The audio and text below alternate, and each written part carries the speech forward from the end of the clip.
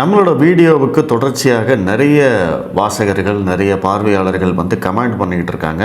அந்த கமெண்ட்டில் அவங்க நிறைய கேள்விகளும் கேட்குறாங்க. எல்லா கேள்விகளுக்கும் நம்ம அந்த கமெண்ட்லேயே வந்து ரெஸ்பான்ஸ் பண்ண முடியல. சில கேள்விகளுக்கு வந்து நீண்ட பதில்கள் கொடுக்க வேண்டியது இருக்குது அப்படிங்கிறதுனால அதை முழுசாக டைப் பண்ணி அவங்களுக்காக வந்து நம்ம பண்ண முடியல. ஸோ அதனால தான் என்ன யோசித்தேன் அப்படின்னா, இந்த மாதிரி நிறைய கேள்வி கேட்குறவங்கள அந்த கேள்விகளையே எடுத்து நம்ம அதையே வந்து பதில் சொல்கிறதையே வந்து ஒரு வீடியோவாக போட்டுருவோம் அப்படிங்கிறதுக்காகத்தான் இந்த காணொளி. ஸோ வாசகர்களாகிய உங்களுடைய கேள்விகளை நான் எடுத்து வச்சுருக்கேன். அந்த கேள்விகளுக்கு நம்ம பதில் சொல்ல போகிறோம். இதில் வந்து நிறைய பேர் ஒரே மாதிரியான கேள்விகள் எடுத்து வச்சுருப்பாங்க. நான் அந்த மாதிரி இருக்கிறவங்களோடது ஒன்று தான் எடுத்து வச்சுருக்கேன். ஸோ அதனால் உங்கள் பேர் கொண்ட கேள்விகள் வரலையே அப்படின்னு நீங்கள் யாரும் வந்து கோச்சிக்க வேண்டாம். அடுத்த முறை கண்டிப்பாக உங்களுடைய கேள்விகளுக்கும் பதில் சொல்கிறதுக்கு நான் முயற்சி பண்ணுறேன். உங்களுடைய கருத்தை தனியாகவும் உங்களுடைய கேள்வியை தனியாகவும் போட்டிங்க அப்படின்னா எனக்கு அதை எடுத்து பதில் சொல்கிறதுக்கு கொஞ்சம் ஈஸியாக இருக்கும். இது வந்து ஒரு கன்னி முயற்சி, முதல் தடவையாக நம்ம செய்கிறோம். ஸோ இதில் ஏதாவது குற்றம் குறைகள் இருந்தது அப்படின்னா நீங்கள் பொறுத்தருளுங்க. வாங்க நம்ம கேள்விகளுக்குள்ளே போவோம். ஸோ இதில் வந்து லலிதா ராஜப்பா அப்படிங்கிறவங்க ஒரு கேள்வி கேட்டிருக்காங்க. எங்கள் அண்ணாமலை எதற்காக அப்படி சொல்கிறார்? We don't digest Edappadi to be a chief minister. Only our Annamalai CM becomes chief minister. Why he should support Edappadi? We don't like this. They use our Annamalaiji's hard work and hard efforts. இது வந்து ஒரு சாம்பிள். இந்த மாதிரி நிறைய பேர் வந்து comment பண்ணியிருக்காங்க. நாங்கள் வந்து அண்ணாமலைக்கு மட்டும்தான் ஓட்டு போடுவோம், அண்ணாமலை ஏன் இப்படி முடிவெடுத்தார் அப்படிங்கிற மாதிரி நிறைய கேள்விகள் கேட்டிருக்காங்க. ஸோ அரசியலை பொறுத்த வரைக்கும் நம்மளுக்கு மாற்றம் வேணும் அப்படிங்கிறது உண்மை. இந்த இரண்டு திராவிட கட்சிகளுக்கும் மாற்றாக கண்டிப்பாக ஒரு கட்சி ஆட்சிக்கு வரணும் அப்படின்னு நம்ம எல்லாருமே நினச்சிக்கிட்டு இருந்தோம். அதற்கு பிறகு இந்த திமுக ஆட்சிக்கு வந்ததுக்கப்புறம் பார்த்தீங்க அப்படின்னா இங்கே நடக்கக்கூடிய விஷயங்களால் கண்டிப்பாக ஒரு தேசிய கட்சியுடைய பிரசன்ஸ் வந்து தமிழ்நாட்டில் இருந்தே ஆகணும். தேசிய கட்சி தமிழ்நாட்டுக்கு உடனடி தேவை அப்படிங்கிற முடிவுக்கு நம்ம வந்திருக்கோம். இந்த 4 வருட செயல்பாடுகளை எடுத்து பார்த்தாலே தெரியும் தமிழகத்தை எங்கே தள்ளிக்கிட்டு இருக்காங்க அப்படிங்கிறது உங்கள் எல்லாருக்குமே புரியும். ஸோ அந்த மாதிரியான சமயத்தில் தான் வராது வந்த மாமணியாக நம்மளுக்கு அண்ணாமலை தலைவராக வந்தார். கண்டிப்பாக இவர் வந்து ஒரு மாற்றம் கொண்டு வருவார் அப்படின்னு நம்ம எல்லாருமே நம்பினோம். அந்த மாற்றத்துக்கு மக்களுடைய ஆதரவும் தேவை. நம்ம வந்து யூடியூப்பில் நான் உட்காந்து வீடியோ போட்டுட்ருக்கேன். சமூக வலைதளங்களில் வந்து நிறைய பேர் வந்து பாஜகவுக்கு ஆதரவாக, திமுகவுக்கு எதிராக, அதிமுகவுக்கு எதிராக கமெண்ட் எல்லாம் போட்டுட்ருக்காங்க. அப்படின்னா அதன் மூலமாக மாற்றம் வந்து விடுமா அப்படின்னு கேட்டிங்கன்னா அதன் மூலமாக ஏற்படும் மாற்றம் ரொம்ப குறைவு. இப்போ நான் பேசுகிறத நம்பி நான் பேசுகிறதுனால திமுகவுக்கு ஆதரவளித்த ஒருவர் உடனடியாக பாஜகவுக்கு ஆதரவளிக்க போகிறதில்ல. அதிமுகவுக்கு ஆதரவளித்த ஒருவர் உடனடியாக பாஜகவுக்கு ஓட்டு போடுறதில்ல. ஆனால் எங்கேயோ ஏதோ ஒரு இடத்துல வந்து ஒரு சின்ன மாற்றம் நடக்கும் அப்படிங்கிறதுக்காகத்தான் நம்ம இங்கே பேசிக்கிட்டு இருக்கோம். ஆனால் உண்மையான மாற்றம் எங்கே நடக்கும் அப்படின்னா களத்தில் இறங்கி வேலை செஞ்சால் மட்டும்தான் நடக்கும். அப்படி களத்தில் இறங்கி வேலை செஞ்சு அண்ணாமலை அப்படிங்கிற ஒரு தலைவர் இருக்கிற போது அதே மாதிரி மற்ற 2ஆம் கட்ட தலைவர்கள், 3ஆம் கட்ட தலைவர்கள் இவங்களையெல்லாம் உருவாக்கி களத்தில் வந்து ஒவ்வொரு கிராமத்துக்கும் ஒவ்வொரு வீட்டுக்கும் நம்மளுடைய தாமரை சின்னத்தை கொண்டு போய் சேர்த்து மக்களை திரும்ப திரும்ப திரும்ப போய் பார்த்ததுக்கு அப்புறமா தான் மக்கள் வந்து பாஜகவுக்காக, தாமரைக்காக ஓட்டு போட ஆரம்பிப்பாங்க. இப்போ நம்மெல்லாம் வந்து என்ன பார்க்குறோம்? இங்கே இருக்கக்கூடிய பிரச்சனைகளை பார்க்குறோம், அதற்கான தீர்வுகளை தேடுறோம். ஆனால் சாதாரண பொதுமக்கள் அந்த மாதிரி பிரச்சனைகளை எல்லாம் பார்க்க மாட்டாங்க. அந்த பிரச்சனைகளை யார் உருவாக்குறாங்களோ அவங்களுக்கே தான் திரும்ப திரும்ப அவங்க ஓட்டு போட்டுக்கிட்டே இருப்பாங்க. ஸோ இதை வந்து மாற்றுறது கடினமான விஷயம். ஏன்னா இங்கே ஓட்டு அப்படிங்கிறத டிசைட் பண்ணுறதுக்கு பலவிதமான ஃபேக்டர் இருக்குது. சாதி இருக்குது, பணம் இருக்குது, யார் வேட்பாளர் அப்படின்னு இருக்குது, கூட்டணி அப்படிங்கிறது இருக்குது. ஸோ இது எல்லாம் சேர்ந்து தான் ஒரு வேட்பாளர் அல்லது ஒரு வெற்றி தீர்மானிக்கப்படுகிறது. அப்படி இருக்கிறபோது ஒரே ஒரு ஃபேக்டர், அண்ணாமலை அப்படிங்கிற ஒரு ஃபேக்டர் மட்டும் நம்பி கண்டிப்பாக அவர் நல்லவர்னு எல்லாருமே ஒத்துப்பாங்க. அவருக்கு திறமை இருக்குது அப்படிங்கிறத எல்லாரும் ஒத்துப்பாங்க, இர்ரெஸ்பெக்டிவ் ஆஃப் பார்ட்டிஸ். நீங்கள் திமுகவை சேர்ந்த ஒருத்தர்கிட்ட தனிப்பட்ட முறையில் அண்ணாமலையை பற்றி கேட்டீங்க அப்படின்னா கண்டிப்பாக அவர் உயர்வாகத்தான் சொல்வார். அதுதான் எல்லா கட்சிக்கும், நாம் தமிழர், அதிமுக, பாமக, தேமுதிக, இல்லை இப்போ வந்திருக்கிற தாவேக, எல்லாருமே அப்படி தான் சொல்லுவாங்க. ஆனால் அரசியல் ரீதியாக அண்ணாமலையை அவர்கள் விமர்சிப்பார்கள். அப்போ அண்ணாமலை வந்து திறமையானவர், படித்தவர், தகுதியானவர், அவர் மட்டும் ஆட்சிக்கு வந்தார்னா இங்கே வந்து நிறைய மாற்றங்கள் நடக்கும் அப்படிங்கிறது எல்லாருக்குமே தெரியும். ஆனாலும் ஓட்டு அப்படிங்கிற டிசைட் பண்ணுற போது இங்கே நிறைய ஃபேக்டர்ஸ் இருக்குது. ஸோ அப்போ அதையெல்லாம் கடந்து வரணும் அப்படின்னா அதற்கு நேரமாகும். அப்போ இன்றைக்கி வந்து நம்ம ஒரே நேரத்தில் 2 எதிரிகளை வந்து சமாளிக்க வேண்டியதாக இருக்குது. ஒன்று திமுக, இன்னொன்று அதிமுக. இரண்டுமே கட்டமைப்பு ரீதியில் பலமாக இருக்கக்கூடிய கட்சி. இப்போ நான் முன்னாடியே சொன்ன மாதிரி நம்மளுக்கு 2 ஆப்ஷன். ஒரே நேரத்தில் 2 பேரை எதிர்கொள்ளணும். அதுக்கு வந்து அண்ணாமலை தயாராக இருந்தார். ஆனால் அதற்கு டெல்லி தலைமை என்ன சொல்கிறாங்க, இல்லை நம்மளுக்கு இப்போ அவசர தேவை வந்து திமுகவை ஆட்சியிலிருந்து அகற்றுவது, திமுகவை மீண்டும் ஆட்சிக்கு வரவிடாமல் தடுப்பது, அதுதான் இப்போ முதல் டார்கெட். அந்த டார்கெட் அச்சீவ் பண்ணுறதுக்கு நம்ம அதிமுகவோட கூட்டணி வச்சுக்கலாம் அப்படிங்கிறது தான் டெல்லி தலைமையோடைய முடிவு. இதை வந்து அண்ணாமலையும் ஏற்றுக்கிறார். அவர் வந்து சண்டை போடலை, அவரும் ஏற்றுக்கிறாரு. அவர் ஏற்றுக்கிட்டதுக்கு அப்புறமா தான் கிட்டத்தட்ட ஒரு 4-5 மாதத்துக்கு அப்புறமா தான் அவர் எடப்பாடி அவருடைய செயல்பாடுகள் எல்லாம் பார்த்துட்டு இதை சொல்கிறார். அதனால் நீங்கள் வந்து அரசியல் ரீதியாக ஒரு முடிவெடுக்கும் போது, ஓட்டு போடணும் அப்படின்னு முடிவெடுக்கும் போது நீங்கள் நிறைய ஃபேக்டர்ஸை பார்க்க வேண்டியிருக்கு. அதையெல்லாம் பார்த்து நீங்கள் டிசைட் பண்ணீங்க அப்படின்னா பாஜக மற்றும் அண்ணாமலை எடுத்த முடிவோட நியாயம் புரியும். ஸோ லலிதா ராஜப்பா அவர்களுக்கு என்னோட பதில் புரிஞ்சிருக்கும்னு நினைக்கிறேன். அடுத்த கேள்வி, கடந்த வருடம் இதே ஆகஸ்ட் 2024 எடப்பாடி பழனிசாமி அவர்களை அண்ணாமலை தற்குறி இபிஎஸ் அவர்களாக கடுமையாக விமர்சனம் செய்துள்ளார் அண்ணாமலை. அதேபோல் இபிஎஸ் அவர்களும் அண்ணாமலையை கடுமையாக விமர்சனம் செய்துள்ளார். இதற்கு தங்களின் கருத்து அறிய விரும்புகிறேன். இது பற்றி ஒரு வீடியோ தொகுப்பு ஒன்றை வெளியிட வேண்டுகிறேன் அப்படின்னு சொல்லியிருக்கார். கண்டிப்பாக வந்து இருவருமே விமர்சனம் செய்திருக்கிறார்கள். அண்ணாமலையை அதிமுகவில் இருக்கக்கூடிய 2ஆம் கட்ட தலைவர்களும் விமர்சனம் செய்திருக்கிறார். சரி, நான் இப்போ உங்களுக்கு ஒரு கேள்வி கேட்குறேன். ஸோ முதல்ல வந்து இது யார் அப்படிங்கிறது நம்ம சொல்லணும் இல்லையா? இல்லை, ஒரு பேர் அதில் இல்லை. AM12961 அப்படிங்கிற அந்த ஐடி பேர் மட்டும்தான் இருக்குது. சரி, இந்த நண்பர் கேட்ட கேள்வி நியாயமான விஷயம்தான். ஏங்க, ஒரு வருஷத்துக்கு முன்னாடி தான் நீங்கள் 2 பேரும் கண்ணா பின்னான்னு திட்டிக்கிட்டீங்க. இப்போ திடீர்னு வந்து கூட்டணின்னு வரீங்க, எப்படிங்க மக்கள் ஓட்டு போடுவாங்க? இதெல்லாம் வந்து நம்புகிற மாதிரியா இருக்குது அப்படின்னு வந்து அவர் கேட்குறாரு. பட் இதெல்லாம் வந்து தமிழகத்தில் சர்வசாதாரணம். அதுக்கு உதாரணம் சொல்லணும் அப்படின்னா திமுக கூட்டணியே சொல்லலாம். 2014 எடுத்துக்கிட்டிங்கன்னா காங்கிரஸ் கட்சியை வந்து தமிழின விரோதி அப்படின்னு சொன்னவங்கெல்லாம் யார் யாருன்னா திமுக, விசிக, கம்யூனிஸ்ட் கட்சிகள், மதிமுக, நாம் தமிழர் கட்சியிலேருந்து இங்கே இருக்கிற எல்லா கட்சிகளும் வந்து காங்கிரஸை வந்து தமிழ் இனத்திற்கு விரோதி, தமிழர்களை கொன்று குவித்தவர்கள் அப்படின்லாம் வந்து பசைபாடி கொண்டிருந்தார்கள். இன்றைக்கி இவங்க எல்லாரும் வந்து காங்கிரஸ் கட்சி கூட ஒன்றா இருக்காங்க. அதே காங்கிரஸை மீண்டும் ஆட்சிக்கு கொண்டு வர வேண்டும் அப்படின்னு இவங்க எல்லாம் பேசிக்கிட்டு இருக்காங்க. ஸோ அதனால் வந்து அரசியலை பொறுத்த வரைக்கும் இந்த இரட்டை நிலைப்பாடு அப்படிங்கிறத நீங்கள் எடுக்காமல் இருக்கவே முடியாது. ஏதோ ஒரு கட்டத்தில் இதை செஞ்சு தான் ஆகணும். இப்போ அண்ணாமலை முதல் தடவையாக செய்வதால் அது வந்து கொஞ்சம் கவனம் பெறுகிறது. இது வந்து நடக்கும். சரி, அப்போ ஏன் வந்து திட்டினாரு அப்படிங்கிறதுக்கு, அன்னைக்கு வந்து அதிமுகவை சேர்ந்த தலைவர்கள் வந்து அண்ணாமலையை விமர்சிக்கும் போது அவரும் பதிலடி கொடுத்து தான் ஆகணும். ஒரு அரசியல்வாதியாக அது தர்மம். அவர் வந்து பதிலடி கொடுக்காம அகிம்சா முறையிலையெல்லாம் வந்து இங்கே அரசியல் செய்யவே முடியாது. அவர் கண்டிப்பாக பதிலடி கொடுத்தே ஆக வேண்டும். ஸோ எல்லாத்துக்கு பின்னாடியும் சில அரசியல் கணக்குகள் இருக்குது. ஸோ நம்ம அந்த அரசியல் கணக்கு என்ன அப்படிங்கிறத பார்க்கணுமே தவிர, அவர் இப்படி பேசியிருக்காரு, இவர் இப்படி பேசியிருக்காரு அப்படின்னு திரும்ப அதையவே திரும்ப பேசிக்கிறதுல அர்த்தமே இல்லை. ஏன்னா இப்போ உதாரணத்துக்கு வந்து வைகோ எடுத்துக்கிட்டிங்க அப்படின்னா ஸ்டாலினை பற்றி என்னவெல்லாம் பேசியிருக்காரு. இன்றைக்கி அண்ணாமலை வந்து எடப்பாடியை பற்றி பேசியதை விடவும் மிக தரக்குறைவாக ஸ்டாலினை பற்றி வைகோ பேசியிருக்கிறார். அந்த வைகோ இன்றைக்கி ஸ்டாலின் கூட இருக்கார்.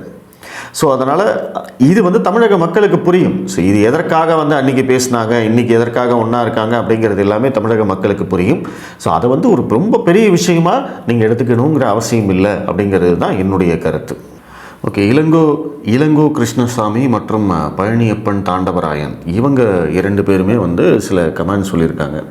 இனி அண்ணாமலைக்கு ஆதரவில்லை, அடுத்தும் அதிமுக ஆட்சி தான் அப்படின்னு சொல்லியிருக்காங்க. அதே மாதிரி பழனியப்பன் தாண்டவராயன் என்ன சொல்லியிருக்காருன்னா, I do not expect this U turn from Annamalai. I am having a very great respect for him. He should not have said like this. Anyhow, I will boycott this election. இது 2மே வந்து ரொம்ப எக்ஸ்ட்ரீமான ஒரு முடிவாக எனக்கு தெரியுது. நான் நினச்சது நடக்கலை, அதனால் வந்து நான் இனிமேல் வந்து ஓட்டே போட மாட்டேன், இனிமேல் பாஜகவுக்கு ஓட்டு போட மாட்டேன், அண்ணாமலையை வந்து நான் இனிமேல் வெறுக்க போகிறேன், அண்ணாமலைக்கு எதிராக செயல்பட போகிறேன், அண்ணாமலையை ஆதரிக்கிறதுக்கு பதிலாக நான் திமுகவை ஆதரிக்கிறேன் அப்படிங்கிறதெல்லாம் ரொம்ப எக்ஸ்ட்ரீமான முடிவுகள். இந்த மாதிரி உணர்வு வயப்பட்டு நீங்கள் முடிவெடுக்கிறதுனால தான் கடந்த 50 வருடங்களாக இந்த திராவிட கட்சிகள் நம்மளையெல்லாம் ஆட்சி செஞ்சுருக்காங்க. நீங்கள் முடிவெடுக்கிறதுக்கு முன்னாடி சிந்திச்சு பாருங்கள், என்ன செய்யணும், எதற்காக இந்த முடிவு எடுக்கப்பட்டது, இந்த முடிவினால் ஏற்படக்கூடிய சாதக பாதகங்கள் என்ன, இந்த முடிவு சரியா தவறா, சரினா எதனால் சரி, தவறுனா எதனால் தவறு. சரி, இன்றைக்கி காலத்தின் சூழ்நிலையால் இந்த முடிவு எடுத்திருக்காங்களா, இல்லை தனிப்பட்ட காரணங்களுக்காக இந்த முடிவு எடுத்திருக்காங்களா, இந்த மாதிரி நிறைய ஆஸ்பெக்டில் நீங்கள் யோசித்து பார்த்தீங்க அப்படின்னா இந்த முடிவுக்கு பின்னாடி இருக்கக்கூடிய லாஜிக் உங்களுக்கு புரியும். நீங்கள் உணர்வு வயப்பட்டு முடிவெடுக்க வேண்டாம் அப்படின்னு தான் சொல்கிறேன். நீங்கள் இந்த மாதிரி சிந்தனையெல்லாம் செஞ்சு எல்லாத்தையும் அலசி ஆராய்ஞ்சு அதற்கு பிறகு இல்லை நான் பாஜகவுக்கு ஓட்டு போட மாட்டேன், இந்த கூட்டணிக்கு பதிலாக நான் திமுகவுக்கே ஓட்டு போடுறேன் அப்படின்னு நீங்கள் அப்போ முடிவெடுத்துட்டீங்க அப்படின்னா எனக்கு ஒன்றும் பிரச்சனை இல்லை.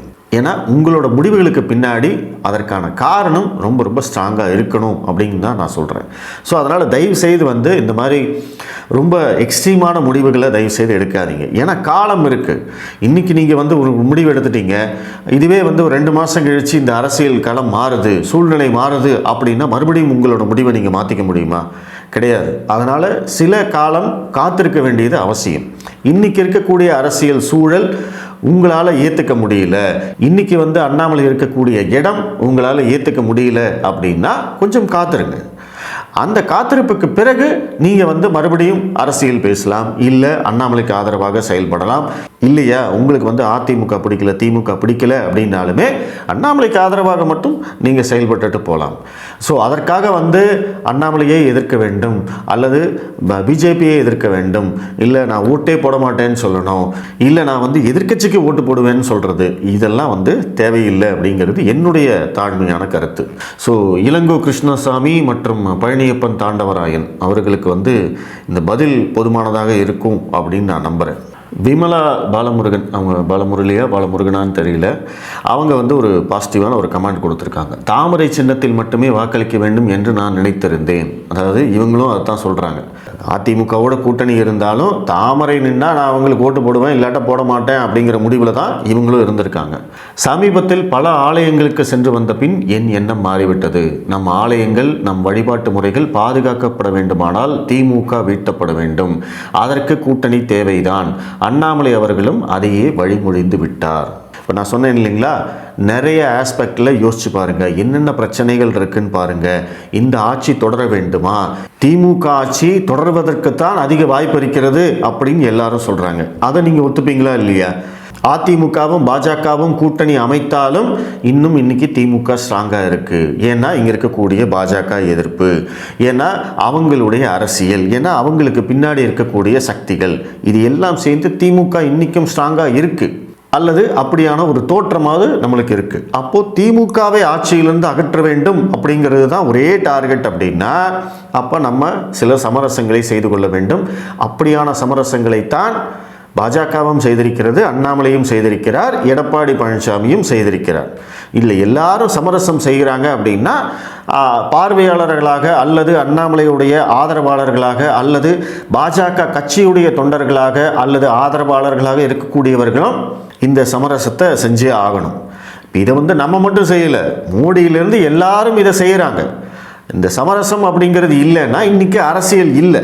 அதனால் இவங்க விமலா மேடம் சொன்ன மாதிரி தாமரை சின்னத்தில் மட்டும் வாக்களிக்க வேண்டும் அப்படின்னு அந்த மாதிரிலாம் நினைக்காம உங்களை சுற்றி இருக்கக்கூடிய பிரச்சனைகள் என்ன, அதற்கு திமுக என்ன மாதிரி காரணமாக இருக்காங்க, இனி ஒரு தடவை திமுக ஆட்சிக்கு வந்தால் என்னவெல்லாம் நடக்கும் அப்படிங்கிறத யோசித்து பார்த்துட்டு நீங்கள் ஓட்டு போடுறதை பற்றி முடிவு பண்ணுங்கள். ஸோ சண்முகம் அப்படிங்கிற ஒருத்தர் கமெண்ட் பண்ணியிருக்காரு, அண்ணாமலையை மிரட்டி சொல்ல வச்சுருக்கானுங்க, எடப்பாடி டவுசர் கழட்டுவது நாங்கள் அப்படிங்கிற மாதிரிலாம். தயவுசெய்து இந்த மாதிரிலாம் திங்க் பண்ணாதீங்க. இந்த மாதிரி நம்ம சொல்கிறதே திரு அண்ணாமலை அவர்களுக்கு அது அவமானம், அது அவருக்கு அவப்பெயரை தேடித்தரும். ஏன்னா அவர் யாருக்கும் பயப்படுறவர்லாம் கிடையாது. 10 வருஷம் ஐபிஎஸ்ஸாக வேலை பார்த்தவர். ஐபிஎஸ்ஸாக வேலை பார்த்தபோது எத்தனை அரசியல்வாதிகள், எத்தனை ரவுடிகள், எத்தனை குற்றவாளிகள் இவங்களையெல்லாம் பார்த்துருப்பாரு அப்படிங்கிறத கொஞ்சம் யோசிச்சு பாருங்கள். ஸோ அதனால் இந்த மாதிரியான முடிவுகளுக்கெல்லாம் நீங்கள் வராதிங்க. டிகே ஷான் அப்படிங்கிறவர் ஒருத்தர் கமெண்ட் பண்ணியிருக்காரு, நாங்கள் அண்ணாமலையை மட்டுமே ஆதரிக்கின்றோம், அண்ணாமலை சொன்னால் கூட எடப்பாடிக்கு ஓட்டு போட மாட்டோம், என்டிஏ கூட்டணியை படுதோல்வி அடைய செய்வோம். இது என்ன லாஜிக்னே எனக்கு புரியல. அண்ணாமலைக்கு ஆதரிக்கிறாரு. ஆனால் அண்ணாமலை சொன்னாலும் இந்த கூட்டணிக்கு வாக்களிக்க மாட்டேன், இந்த கூட்டணி தோற்று போனாலும் பரவாயில்லை, திமுக மீண்டும் ஆட்சிக்கு வந்தாலும் பரவாயில்லை, ஆனால் அதிமுக மட்டும் ஆட்சிக்கு வரக்கூடாது, எடப்பாடி பழனிசாமி மட்டும் ஆட்சிக்கு வரக்கூடாது அப்படிங்கிற இந்த எண்ணம் வந்து மிக மிக ஆபத்தானது. இதெல்லாம் தான் நான் சொன்னேன், உணர்வு வயப்பட்டு நீங்கள் முடிவெடுக்காதீங்க, உணர்ச்சி வசப்படாதீங்க. தேர்தலில் ஓட்டு போடுறதுக்கு முன்னாடி இந்த மாதிரி உணர்ச்சி வசப்பட்டு தான் நம்ம 50 வருஷத்தை வந்து ஏமாந்துட்டு இருக்கோம். மறுபடியும் அதே மாதிரியான உணர்ச்சி வசப்பட்டு முடிவுகள் எடுக்காதீங்க அப்படிங்கிறது தான் என்னுடைய தாழ்மையான வேண்டுகோள். ஸோ கதிர்வேல் பாண்டியன் அப்படிங்கிறவரும் இதே மாதிரி தான் கமெண்ட் பண்ணியிருக்காரு. நீங்கள் என்ன சொன்னாலும் அண்ணாமலை பேசியது ஏற்புடையதல்ல. மேலும் எடப்பாடி பழனிசாமியை முதல்வராக்க பாஜக உழைக்கலாம், ஆனால் பாஜக நிற்கும் தொகுதிகளில் கண்டிப்பாக தோற்கடிக்க வேலை செய்வார்கள். மோடியும் அமித்ஷாவும் அழிந்த அதிமுகவை தூக்கி பிடிக்கிறார்கள். ஒருவேளை மோடியும் அமித்ஷாவும் அண்ணாமலை முதுகில் குத்தியது உண்மை என்றால் மீண்டும் மோடி பிரதமர் நாற்காலிகள் அமரமாட்டார், எழுதி வைத்துக் கொள்ளுங்கள் அப்படிங்கிற மாதிரி கமெண்ட் பண்ணியிருக்காரு. நீங்கள் சொல்கிற பாயிண்ட்ஸை வந்து நானும் ஒத்துக்கிறேன். இந்த கூட்டணிக்கு வந்து நிறைய டேஞ்சர்ஸ் இருக்குது, அது வெளியிலேருந்து இல்லை, இந்த கூட்டணிக்குள்ளேயே அதிமுகவிலேயே நிறைய டேஞ்சர்ஸ் இருக்குது அப்படிங்கிறத நானும் ஒத்துக்கிறேன். அதையெல்லாம் சரி செய்ய வேண்டும் அப்படிங்கிறதுக்காகத்தான் 1 வருஷத்துக்கு முன்னாடியே வந்து அவங்க கூட்டணியை உறுதி பண்ணியிருக்காங்க. தேர்தல் நெருக்கத்தில் திமுகவும் அதிமுகவும் கடும் போட்டியை சந்திக்கும் போது, அந்த பக்கம் விஜய் வந்து ஓட்டை பிரிக்கும் போது, வாழ்வா சாவா அப்படிங்கிற ஒரு போராட்டத்தில் வந்து அதிமுகவினர் இருக்கும்போது கண்டிப்பாக பாஜகவுக்கு எதிராக அவர்கள் எந்த வேலையும் செய்ய மாட்டார்கள் அப்படின்னு நான் நம்புகிறேன். ஏன்னா இந்த தேர்தல் அப்படி தான் இருக்க போகுது. இன்றைக்கி வந்து அதிமுக தொண்டர்கள் மத்தியில் அந்த மாதிரியான சில எண்ணங்கள் இருக்கலாம், நான் இல்லைன்னு மறுக்கலை. கண்டிப்பாக அவங்க செய்ய மாட்டாங்கன்னு சொல்லலை. ஆனால் அன்றைக்கி இருக்கக்கூடிய அந்த சூழலில் அதிமுகவினருக்கு இந்த மாதிரி சிந்தனைகள்லாம் வந்து நேரமும் இருக்காது, அவங்களால செய்யவும் முடியாது. ஏன்னா ஒவ்வொரு ஓட்டும் முக்கியமானது. போன முறை வெறும் 3% வாக்கு வித்தியாசத்தில் தான் அதிமுக ஆட்சியவே இழந்தது. அது எல்லாமே அவங்களுக்கு தெரியும். ஸோ அதையெல்லாம் சேர்த்து பார்த்து பாஜக வேட்பாளர்களும் ஜெயிச்சா தான் நம்மளால் ஆட்சி அமைக்க முடியும் அப்படிங்கிற ஒரு நிலைமை தான் 2026 தேர்தல் வரும். ஸோ அதனால் ரொம்ப அதிகமாக நம்ம யோசிக்க வேண்டாம், வெயிட் பண்ணி பார்ப்போம். ஸோ ட்ரூத் வெஸ் ஹைப் அப்படின்னு சொல்லி ஒருத்தர் கமெண்ட் போட்டிருக்காரு. சார், நாங்கள் அண்ணாமலையை ஆதரிக்க காரணம் அவர் 2 திராவிட கட்சிகளையும் சரிசமமாக எதிர்த்தார். அதே போல் திருட்டு திராவிட கட்சிகளின் பங்காளி விளையாட்டை வெளிச்சம் போட்டு காட்டினார் மற்றும் மோடியின் வளர்ச்சி திட்டங்களை மக்கள் உணரும்படி செய்தார். அதற்காக அண்ணாமலை ஈகோ எடுபடியை ஆதரிக்க சொன்னால் ஏற்க முடியாது சார் அப்படின்னு சொல்லியிருக்காரு. ஸோ நீங்கள் உங்களுக்கே வந்து எல்லாமே தெரியுது சார், நீங்கள் வந்து அவ்வளோ தெளிவாக வந்து அரசியலை புரிஞ்சு வச்சுருக்கீங்க. ஸோ உங்களுடைய கடைசி வரியில் வந்து நம்மளுக்கு இருக்கிறது ஒரு அடிமட்ட வெறுப்பு, இன்றைக்கி கையாளாகத்தனம் அப்படின்னு கூட சொல்லலாம். என்னடா நம்மளால் வந்து ஒரு மாற்றத்தை கொண்டு வர முடியலையே, அண்ணாமலை நினச்சோமே, அவர் ஏதாவது பண்ணுவார்னு நினச்சோமே அப்படிங்கிற சில ஏமாற்றங்கள் அப்படின்னும் சொல்லலாம். ஸோ அந்த ஏமாற்றத்தின் வெளிப்பாடு தான் உங்களை வந்து இந்த மாதிரியான ஒரு முடிவெடுக்க சொல்லி வச்சுருக்கு. ஸோ அந்த ஏமாற்றம் அப்படிங்கிறதும் வந்து பார்த்திங்கன்னா உணர்ச்சி வசப்பட்டு நம்ம எடுக்கக்கூடிய முடிவு. அந்த உணர்வுகளில் தான் அந்த ஏமாற்றமும் வரும். அந்த மாதிரி தான் முடிவெடுக்காதீங்க அப்படின்னு சொல்கிறேன். உங்களுக்கே தெரியும், நீங்கள் மட்டும் கிடையாது, உங்களை மாதிரி நிறைய பேர் எடுக்க போகிற முடிவுகள் தான் இங்கே இந்த மாநிலத்துடைய தலையெழுத்தே மாற்றப்போகுது அப்படிங்கிறது உங்களுக்கே புரியும். நான் சொல்லணுங்கிற அவசியம் இல்லை. பாண்டியன் முத்துசாமி, அண்ணாமலை சொல்லிவிட்டார் என்று நாங்கள் தொண்டர்கள் நிச்சயம் எடப்பாடிக்கு ஓட்டு போட மாட்டோம். திருடன் எடப்பாடிக்கு எதிர்ப்பாக ஓட்டு போடுவோம். அமித்ஷா தவறு செய்கிறார். நிச்சயம் 2026 மட்டுமல்ல 2029 பாஜக தோல்வியடையும். என்னையா இது? நீங்கள் என்ன முட்டு கொடுத்தாலும் பிஜேபிக்காரங்க 85% மேல் யாரும் ஏடிஎம்கேவுக்கு ஓட்டு போட மாட்டார்கள். ஐயா, அப்படி இல்லை, நீங்கள் ஓட்டு போடலை, ஏடிஎம்கேவுக்கு ஓட்டு போட மாட்டேன், பிஜேபிக்கு ஓட்டு போட மாட்டேன் அப்படின்னா இந்த நாடு என்ன நிலைமையாகும் அப்படிங்கிறத ஒரு தடவை நீங்களே யோசித்து பார்த்துட்டிங்கன்னா அதுக்கப்புறம் உங்களுக்கே புரியும். ஜிதேஷ் ஹெச்பி அப்படிங்கிறவர் ஒரு கமெண்ட் போட்டிருக்காரு. Sir, if EPS has shown is actual character, if elections come closer, by that if you break alliance with BJP and that time also what you will tell, we will look after you sir அப்படின்னு கேட்டிருக்காரு. இதே ஜிதேஷ் வந்து இன்னொரு கமெண்ட்டும் போட்டிருக்காரு. Sir, by December you can see the actual face EPS very nicely. He will dump BJP and he will go with TVK. At that, what BJP TN will do, nothing will do. Simply we will sit and we will look at the sky. Finally that will happen. Did Mr. Amit Shah, the great Chanakya, has any plan B if EPS comes out with alliance? My simple question to you, Mr. Anchor, please answer. ஒரே வரியில் full ஸ்டாப்பே இல்லாமல் கேள்வி கேட்டிருக்காரு. So அந்தளவுக்கு அவருக்கு கோபம் இருக்குது அப்படிங்கிறத புரிஞ்சுக்கிறோம். எடப்பாடி பழனிசாமி பிஜேபியை கழட்டி விடுவாரா? இதை பற்றி நானே வீடியோ போட்டிருக்கேன். நான் அந்த மாதிரி நடக்கும் அப்படின்னு கூட நம்புகிறேன். இப்போ கூட எனக்கு அதற்கான நம்பிக்கை இருக்குது, அதற்கான சாத்திய கூறுகள் இருக்குது அப்படிங்கிறத நான் நம்புகிறேன். ஏன்னா அரசியல் சூழல்கள் மாறும் அப்படின்னு நம்ம எதிர்பார்க்கலாம். பட் இது எல்லாம் தெரியாமலாக அமித்ஷா அவர்கள் முடிவெடுத்திருப்பாங்க. இப்போ நம்ம இவ்வளோ பேசுகிறோம், நம்ம இந்த வீடியோலேயே கிட்டத்தட்ட ஒரு 20 நிமிஷம் பேசியிருக்கோம். இந்த 20 நிமிஷம் நம்ம பேசின விஷயங்கள் எதுவுமே மோடிக்கும் அமித்ஷாவுக்கும் தெரியாதுன்னு நம்ம சொல்ல முடியுமா? அப்படி தெரியாமலா அவங்க கிட்ட 11 வருஷமாக இந்திய அளவில் ஆட்சி பொறுப்பில் இருக்காங்க. ஒவ்வொரு மாநிலத்திலையும் சொல்லி வச்சு ஜெயிக்கிறாங்க. ஸோ தமிழ்நாட்டில் ஆட்சி மாற்றம் கண்டிப்பாக வரும். பிஜேபி இங்கே ஜெயிக்கிறதுக்கான வாய்ப்புகளும் இருக்குது. ஆனால் அதற்கான காலம் இதுவல்ல. இன்றைய காலம், இன்றைய டார்கெட் என்ன அப்படின்னா திமுகவை ஆட்சிக்கு வரவிடாமல் தடுப்பது. அதில் பாஜகவும் உறுதியாக இருக்குது, அதிமுகவும் உறுதியாக இருக்குது. அந்த ஒற்றை புள்ளியில் தான் இன்றைக்கி கூட்டணி. ஸோ இப்போதைக்கு அதை பற்றி மட்டும் பேசுவோம். மறுபடியும் அதிமுக இதே மாதிரி முதுகில் குத்துனாங்க அப்படின்னா மக்கள் அதிமுக மேலே, எடப்பாடி மேலே இருக்கக்கூடிய நம்பிக்கையை இழந்து விடுவார்கள். நீங்கள் பிஜேபி பாதிக்கப்படுங்கிறத மட்டும் பார்க்குறீங்க. அதே சமயத்தில் அதிமுக மேலே மக்களுக்கு இருக்கக்கூடிய அந்த அபிமானம் மிக கடுமையாக பாதிக்கப்படும் அப்படிங்கிறதையும் பார்த்துக்கோங்க. அப்படி பாதித்தாங்க அப்படின்னா அது பிஜேபிக்கு தான் அட்வான்டேஜாக வரும். ஸோ அதனால் இது எல்லாமும் எடப்பாடிக்கும் தெரியும். அதனால் அந்த மாதிரி முடிவெடுக்க மாட்டார் அப்படின்னு நான் நினைக்கிறேன். பட் பொறுத்திருந்து பார்ப்போம். இப்போ நான் படித்த கமெண்ட்டில் மாதிரியே நிறைய பேர் கமெண்ட் போட்டிருக்காங்க. சில பேர் நாங்கள் அண்ணாமலை முடிவை எடுத்தாலும் ஒத்துக்க மாட்டோம் அப்படின்னு சொல்லியிருக்காங்க. எடப்பாடி பழனிசாமியை எக்காரணம் கொண்டும் ஏற்றுக்கொள்ள மாட்டோம் அப்படின்னு சொல்லியிருக்காங்க. இப்போ நம்ம சொல்லக்கூடியது ரொம்ப சிம்பிளான விஷயம். நம்மளுடைய மிக முக்கியமான எதிரி திமுக. ஏன்னா இன்றைக்கி திமுக தமிழ்நாட்டை கொண்டு செல்லும் பாதை, கூட்டி செல்லும் பாதை மிக மிக மிக ஆபத்தானது அப்படிங்கிறத புரிஞ்சுக்கோங்க. மீண்டும் ஒரு முறை திமுக ஆட்சிக்கு வந்தால் தமிழகம் மிகப்பெரிய அளவில் பாதிக்கப்படும். மீண்டும் அந்த இடத்துலேருந்து மறுபடியும் தமிழகத்தை இந்தியாவோடு சேர்ப்பதற்கு நம்ம ரொம்ப ரொம்ப கஷ்டப்பட வேண்டி இருக்கும். ஸோ இதையெல்லாம் யோசித்து நீங்கள் முடிவெடுங்க அப்படின்னு நான் கேட்டுக்கிறேன். மீண்டும் ஒரு நிகழ்ச்சியில் சந்திப்போம். நன்றி, வணக்கம்.